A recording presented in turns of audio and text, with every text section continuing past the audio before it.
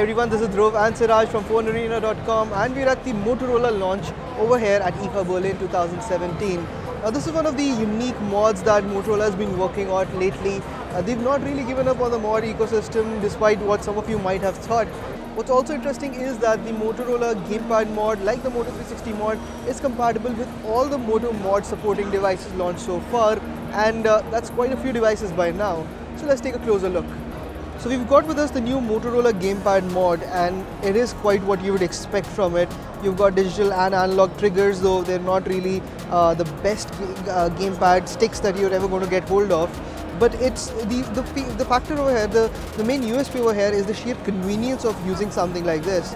It's got the gold pin connectors at the back, which basically interface with your phone and enable the entire mod to work with your device. Enables hardware expansion. You've got a home key, you've also got trigger buttons, another stick, a few more buttons on the side, and a select and start button as well. Moving over, at the bottom you've got the Type-C connector, which you can use for charging up this device. There's also a 3.5mm audio jack, so that you can wire your headphones from the bottom of the device so that it doesn't tangle up while you're possibly playing video games for hours on end. There's also a Y logo over here, kind of a bit of a homage to the yoga series, perhaps also the gaming aspect of it. They've tried to make it look a little sporty, and this the Y logo in the center lights up once you've got your phone connected to it.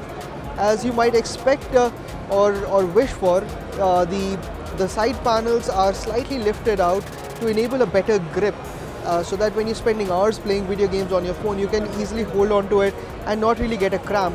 Now that said, it's not a grip like what you would expect from a full-fledged gamepad. Moving on, let's take a look at how this really works. So we've got a Moto Z Force with us. This is one of the devices that supports the Moto mod ecosystem. Just slap it onto the back of the phone, and you can see that the mod gets activated.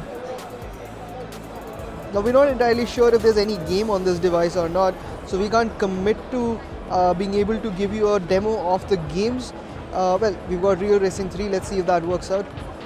In the meanwhile, let's take a look at the back of the device, which should hopefully be lit up by now. And yeah, as you can see, the 16 gold pin connectors basically enable an interface, and you've got power flowing into the gamepad too.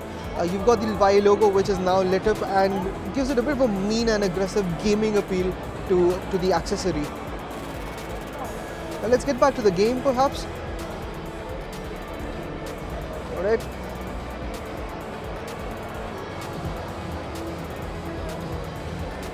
So as you can see, the analog sticks are very responsive, and you can already see them working within the game.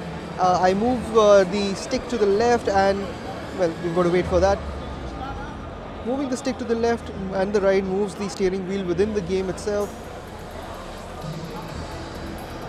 And beyond that, the game works as you'd expect, like with any other regular gamepad, and the experience is vastly superior to using touch controls or even motion controls to play a game like Real Racing, which does require a bit of preciseness, a bit of precise controls to be able to really master the game.